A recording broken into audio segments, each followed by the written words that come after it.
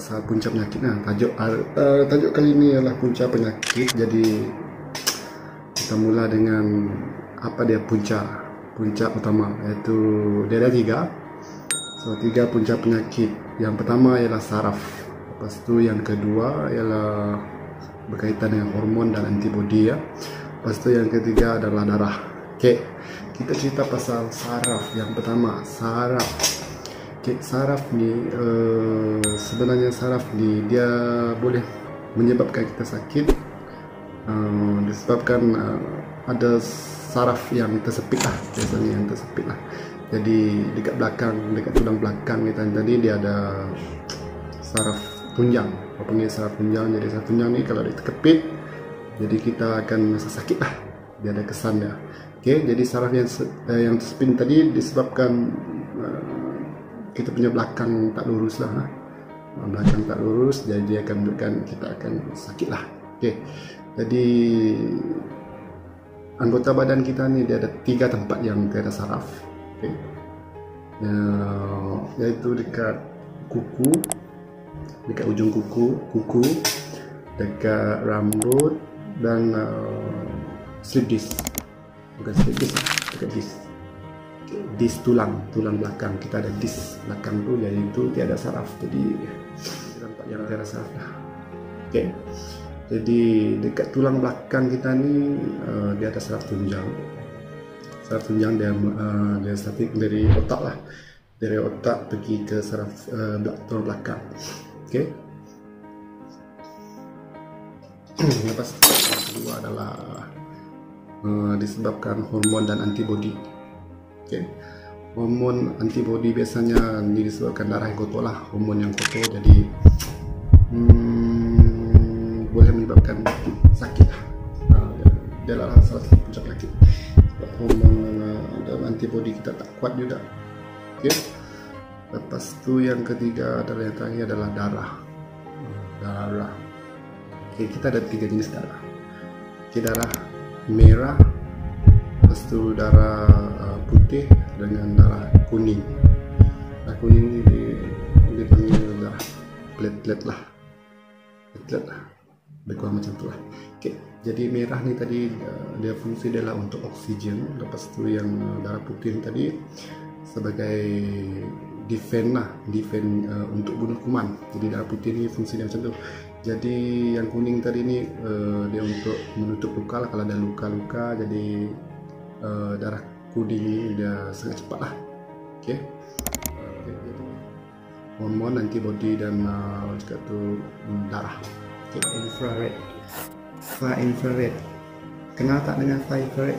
Infrared ni kita boleh dapat dari sumber FA ni, dia banyak yang kita dapat.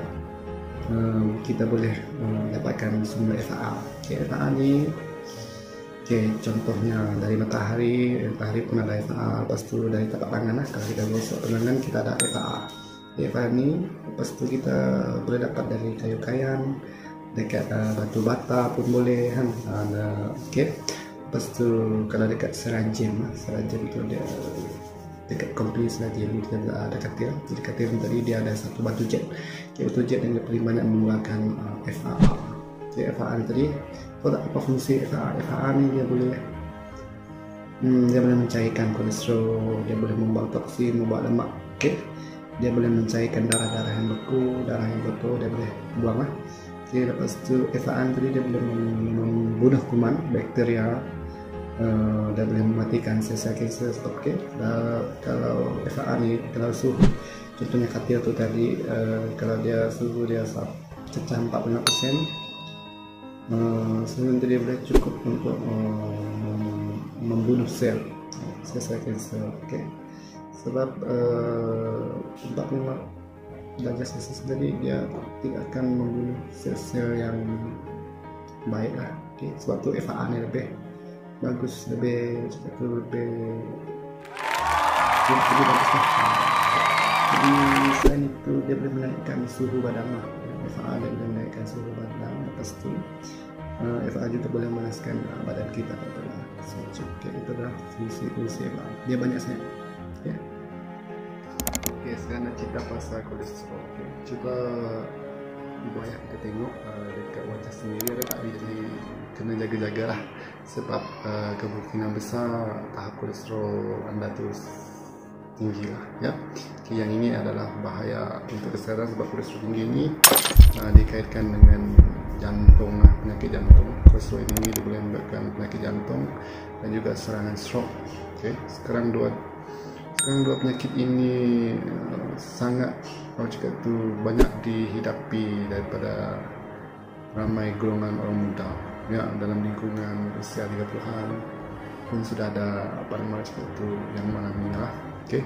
Tapi selain dari yang disebutkan tadi, ada 6 lagi tanda yang menunjukkan, ada 6 lagi tanda yang cakap tu menunjukkan tahap kolesterol kamu tinggi. Jadi kalau kalau ada rasa simptom yang berlaku pada diri anda ataupun pasangan, cepatlah kita periksa, pergi hospital, cek lah, cek kepada doktor untuk supaya apa juga tu tidak terlambat lah.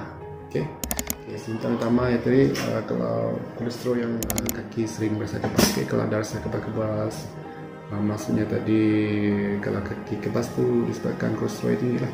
Jadi kolesterol tinggi ni mana tadi saluran darah dia tak boleh melalui saraf, tersekat.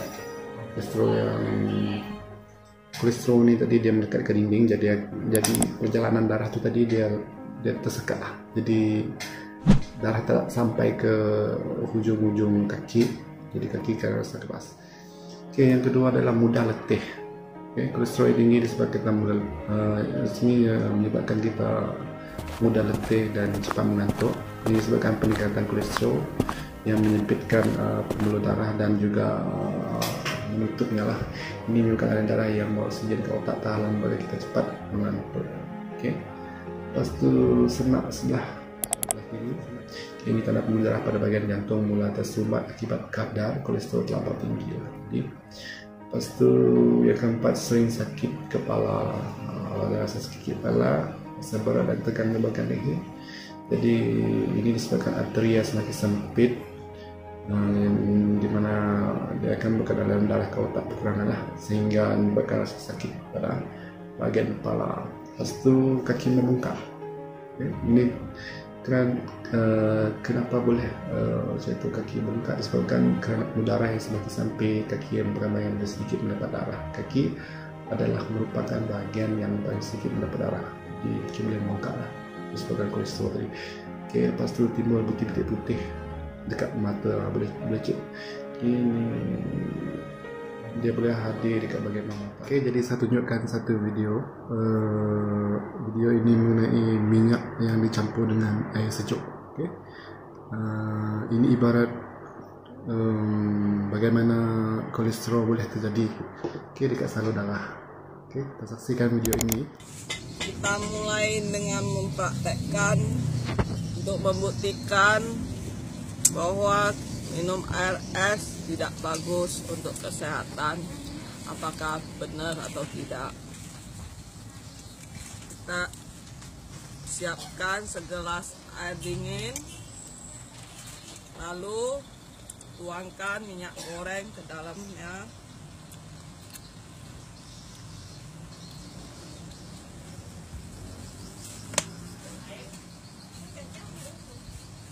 Setelah itu kita aduk-aduk dan kita lihat hasilnya, apakah benar akan menggumpal.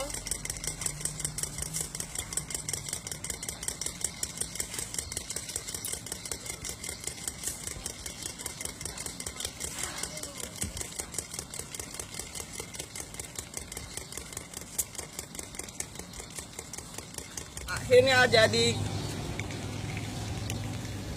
Nah, inilah yang terjadi ketika air es lemak membeku. Percobaan minum air es tidak bagus. Ini yang terjadi dalam tubuh kita. Mulai hari ini saya tidak akan minum air es lagi. Tiap hari minum air es. Stop.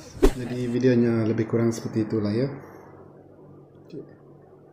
tipsnya. Oke, jadi ibu ayah yang nak dapatkan manfaat, nak dapatkan tips ataupun nak tahu lebih lanjut pasal penyakit, pasal seperti perawatan ini, jadi saya harap ibu ayah kita subscribe lah, subscribe supaya nanti kalau ada info baru nanti ibu ayah kita boleh tahu melalui channel saya. Oke, thank you.